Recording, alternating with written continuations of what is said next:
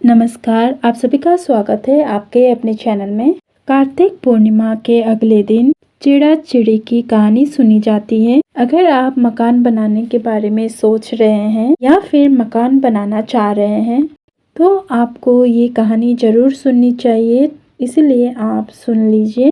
ऐसा कहा जाता है कि ये कहानी सुनने से बहुत ही जल्दी आपके जो मकान बनाने की इच्छा है पूरा हो जाता है, जल्दी ही आपके सपना पूरा हो जाता है। मकान बनाने की जो इच्छा है बहुत जल्दी पूरी हो जाती है, इसलिए आपको ये कहानी सुननी चाहिए। पड़वा के दिन जो होता है ये कहानी सुनी जाती है। कहानी सुनने के लिए सबसे पहले आपको घर के आंगन या फिर घर के जहाँ पर आप मंदिर बनाए हैं उसके आगे किसी भी जगह पर जहाँ पर आप बना सके बैठ सके उस जगह पर आप ये चिड़ा चिड़ी की जो घर है वो बनाकर आप कहानी सुन सकते हैं। और आटे के मदद से छोटा या बड़ा एक आकृति बनाई जाती है और जितना भी आप चाहे बड़ा या छोटा आप अपने हिसाब से इसे बना सकते हैं। इसे बनाने के लिए सबसे पहले हम सामग्री की बात करें तो हमें थोड़ा सा आटा चाहिए होता है। भोग लगाने के लिए आपको खील बतासे की ज़रूरत पड़ती है और साथ में हमें 1 लोटा जल लेना है। जो कहानी हम सुनेंगे उस समय हमें जल भी चाहिए होता है। तिलक करने के लिए हमें रोली लेना है और कलावा आपको चाहिए होगा और दीप जलाने के लिए हमें 5 देसी घी का दीपक चाहिए होता है। वो आपको मिट्टी का दीपक लेनी है और 2 कैंडल आपको लेनी है। चिड़ा चिड़ी की कहानी सुनने के लिए ये सारी सामग्री हमें चाहिए हो और गूंदा हुआ आटा भी आपको लेना है, यानी कि आटे का जो डो होता है वो आपको छोटा सा लेना है। इससे हमें चिड़ा चिड़ी बनानी होती है और ये कहानी जो है बहुत ही शुभ माना जाता है, सुनना बहुत ही अच्छा माना जाता है। जो लोग किराए के मकान पर रह रहे हैं, खुद का घर बनाना चाहते हैं तो ये कहानी अवश्य ही सुनिए। तो चलिए शुरू करें। और जहाँ पर आप चिड़ा चिड़ी का जो मकान बनाने जा रहे हैं उस जगह को अच्छे से साफ़ कर लीजिए, पोछा लगा लीजिए और इसके बाद हमें घर बनाना है। इस तरह से हम लाइन बनाएंगे।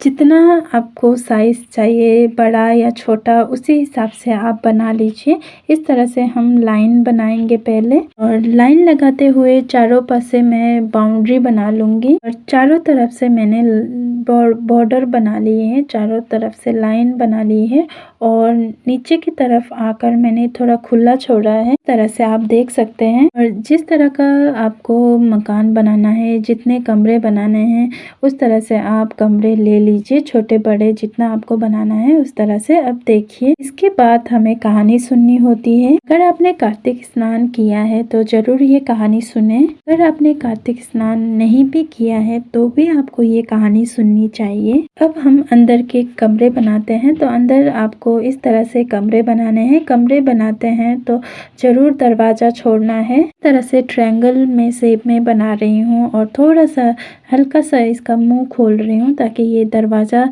इस तरह से बन जाए। चिड़ा चिड़ी की जो कथा सुनने के समय होता है, पड़वा के जो दिन होता है उस दिन खिचड़ी जरूर बनाई जाती है, तो आप भी जरूर खिचड़ी बनाइए संभव हो तो। ठाकुर जी को खिचड़ी और आम के अचार का भोग जरूर से लगाइए, ये बहुत ही अच्छा माना जाता है। और इस दिन खिचड़ी का दान करना भी बहुत ही शुभ माना जाता है, बहुत ही अच्छा होता है। इसलिए आप जरूर से खिचड़ी बनाइए और ज़रूरतमंद को खिचड़ी खिलाइए। इस तरह से मैंने चारों कोनों में ट्रायंगल शेप देते हुए मैंने बना लिया अपना मकान और साइड में से दरवाज़ा छोड़ा है। और हो सके तो आप 1 कटोरी खिचड़ी और कुछ रुपए दक्षिणा अवश्य ही मंदिर में दान दीजिएगा। इस तरह से मैंने नीचे की तरफ ही खुला जो मैंने स्पेस रखा था बाउंड्री में, उधर से भी एक लाइन बना ली है नीचे की तरफ। इस तरह से हमने जो गूंदा हुआ आटा लिया था, गूंदा हुआ आटा जो रखा था डो, वो हम लेंगे और आएंगे। जो हम डो ले रहे हैं, जो आटे का पेड़ा ले रहे हैं उसमें हमें नमक नहीं डालना होता है। इसी से हम चिड़ी बनाएंगे। बहुत सुंदर बनाने की ज़रूरत नहीं है। आपको नहीं आता है, आप बना नहीं पा रहे हैं, ऐसे सोचिए मत। बस हमें छोटा सा हमें लगना चाहिए कि ये पक्षी बना रहे हैं, उस हिसाब से आप बनाइए। बस आकृति ही बनानी है, इसे रूप देना है। थोड़ा छोटा थोड़ा मोटा जैसा भी आप बनाना चाहे उस हिसाब से। देखिए मैंने इस तरह से चिड़ा बना लिया, उसको मैंने बीचों बीच विराजमान करा दिया। अब मैं चिड़िया बना रही हूँ। इसको थोड़ा सा पतला सा, थोड़ा सा चोंच देते हुए इस तरह से मैं बना रही हूँ। तो आप भी इसी तरह से बना लीजिएगा। और देखिए इस तरह से चिड़िया बना ली है मैंने, और ये मेरी चिड़िया भी बन गई है। और मैं इसे भी चिड़ा के पास ही विराजमान करा के लिए चुगने के लिए मैंने खील रख दिया है बीचों बीच थोड़ा सा। इसके साथ ही मीठे में मैंने बतासे रख दिया है बीचों बीच। जहाँ पर खील रखा है उधर ही बतासे भी रख देंगे। और मकान जो हमने बनाया है, मकान के अंदर जो मैंने कमरे बनाए हैं उसमें भी हमें खील रखने हैं और इसे खाली नहीं छोड़ना है। थोड़ा आपको खील रखना है, चारों कोनों में आपको रखना है थोड़ी थोड़ी। जो दिया हमने लिया है उसे भी मकान के चारों कोनों में रखना है। जो हमने घी का दिया लिया है उसे देखिए इस तरह से।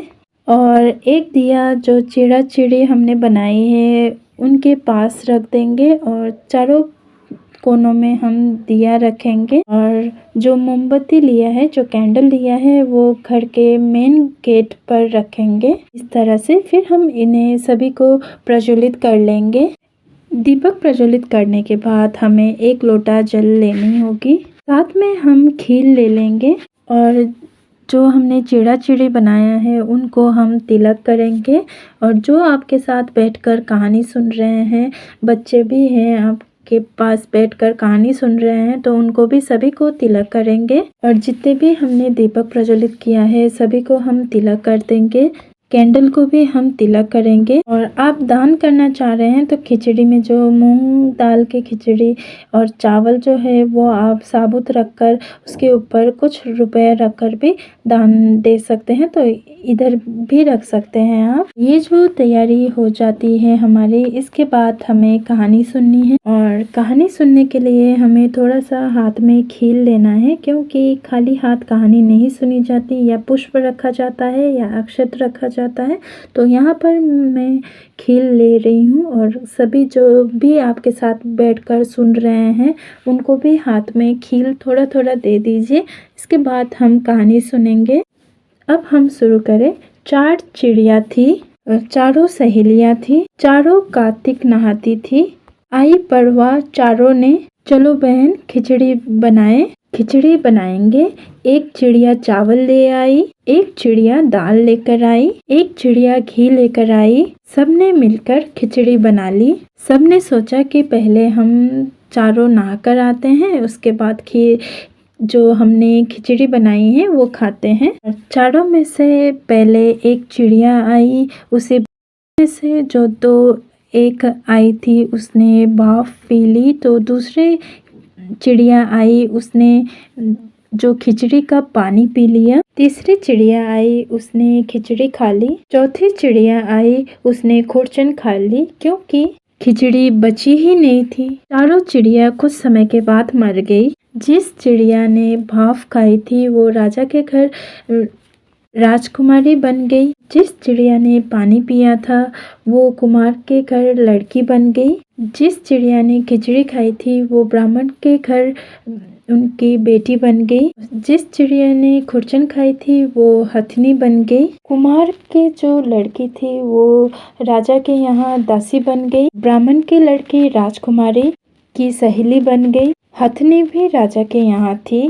जो चारों सहेलियां थी वो राजा के यहाँ ही काम कर रही थी, राजा के यहाँ पर ही थी। राजकुमारी जो थी उसको पिछले जन्म की बात कुछ याद थी। राजकुमारी की जब शादी हुई तो वो विदा हो रही थी, तभी उसने राजा से कहा, मैं अपनी सहेली को, मैं अपनी दासी को साथ ले जाऊंगी। राजा ने ठीक है कहा और उसने बोला कि तुम अपनी सहेली और दासी को साथ ले जाओ।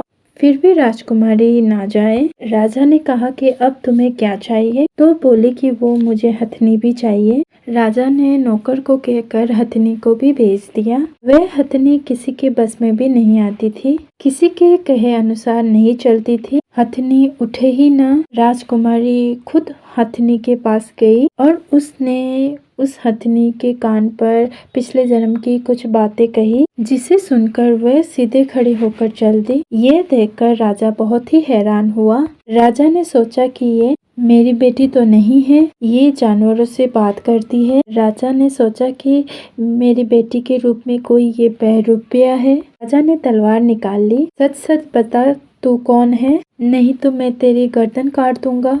तब राजकुमारी ने अपने पिताजी से पिछले जन्म की सारी बात कही। यह बात सुनकर सभी को हैरानी हुई। जिस राजकुमार के साथ उस राजकुमारी की विवाह हुआ था, उस राजकुमार ने कहा, कार्तिक स्नान हम दोनों जोड़े से कार्तिक नहाएंगे, खूब दान पुण्य करेंगे। उसके बाद दोनों ने, राजकुमार और राजकुमारी दोनों ने कार्तिक स्नान किया। पड़वा के दिन खिचड़ी बनाकर चिड़ा चिड़ी की कहानी सुनी। इससे उन दोनों के घर में अन्न धन के भंडार भर गए और उनके महल में दिन दुगनी रात चौगनी तरक्की होने लगी। जिस तरह से पड़वा की कहानी सुनने से चारों चिड़ियों का उद्धार हुआ, उसी तरह से को सुनते कहते हुक्कारा भरते सभी पर भगवान अपनी कृपा दृष्टि बनाए रखे और सभी का उद्धार करे। इसके बाद अब हम गणेश जी की कहानी सुनेंगे, क्योंकि गणेश जी की कहानी बगैर, गणेश जी की पूजा बगैर कोई कहानी या पूजा अधूरी मानी जाती है। इसलिए हम गणेश जी की भी कहानी सुन लेते हैं। एक गांव में एक बुढ़िया थी। वो गणेश जी की भगत थी। बुढ़िया गणेश जी की पूजा करती थी। रोजाना मिट्टी के गणेश जी बनाती, रोजाना गल जाता। रोज मिट्टी के गणेश जी बनाए, रोज गल जाए। और बुढ़िया के घर के सामने एक सेठ की हवेली बन रही थी। बुढ़िया ने जाकर कारीगर से कहा कि कारीगर मेरे पत्थर के गणेश जी बना दो। और माँ जी, तुम्हारा जितनी देर में गणेश जी मिट्टी पत्थर का बनाऊंगा, उतनी देर में तो मैं दीवार खड़ा कर दूंगा। मेरे पास समय नहीं है, किसी और से बनवा लो। और ये सुनकर बुढ़िया को बहुत बुरा लगा। भगवान करे कि तेरी दीवार सुबह से शाम हो गई टेढ़ी हो जाए। सुबह से शाम हो गई, जैसे ही कारीगर ने दीवार बनाई टेढ़ी हो जाए। फिर ढार दे, फिर दीवार बनाई, फिर टेढ़ी हो जाए, फिर उसने ढार दे। फिर कारीगर ने दीवार बनाई, फिर टेढ़ी हो जाए, फिर उसने दीवार को ढा दिया। फिर दोबारा से दीवार बनाई, फिर टेढ़ी हो जाए, फिर उसने ढा दिया।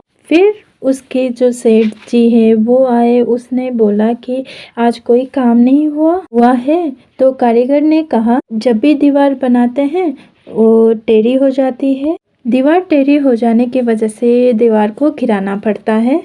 कारीगर ने सेठ जी को जो बुढ़िया की बातें हैं वो सारी बता दी। सेठ जी ने कहा कि मुझे बुढ़िया के पास ले चलो। कारीगर सेठ को बुढ़िया के पास ले गए। सेठ जी ने बुढ़िया से कहा, है बूढ़ी माई, हमारी दीवार ठीक करा दो, मैं तुम्हारे लिए सोने की गणेश जी बनवा दूंगा। और सेठ जी ने बूढ़ी माई के लिए सोने के गणेश जी बनवा दी। महाराज जी, जिस तरह से आपने सेठ जी की दीवार सीधी की, वैसे ही इस कहानी को कहते सुनते हुक्कारा भरते सबके सब सभी कार्य सीधे करना और सब पर अपनी कृपा दृष्टि बनाए रखना। इसके बाद कहानी सुनने के बाद जो हमने हाथों में खील लिए हैं, जल के लोटे में डाल देंगे और चिड़ा चिड़ी को समर्पित कर देंगे। अगर आप सुबह कहानी सुन रहे हैं तो ये जल का लोटा है, वो सूर्य को अर्घ दे देंगे। और शाम के समय आप कहानी सुने हैं तो चंद्रमा अर्थात चंद्र देवता को अर्घ दे देंगे। हाथ जोड़कर क्षमा याचना करेंगे, प्रार्थना करेंगे। ये थी चिड़ा-चिड़ी की कहानी। जैसा कि मैंने आपको बताया, इस दिन खिचड़ी का दान करना बहुत ही ज़्यादा महत्व रखता है, इसलिए ज़रूर से खिचड़ी का दान करें और खिचड़ी का सेवन भी ज़रूर करें और ठाकुर जी को खिचड़ी का भी भोग लगाएं। तो दोस्तों, अगर आपको ये कहानी पसंद आई हो तो वीडियो को ज़रूर लाइक करना। अगर आपने मेरे चैनल को सब्सक्राइब नहीं किया तो प्लीज़ सब्सक्राइब भी ज़रूर करना और आप सभी की इच्छा आप सब हो जाए, यही आशा करती हूँ। तब तक के लिए धन्यवाद।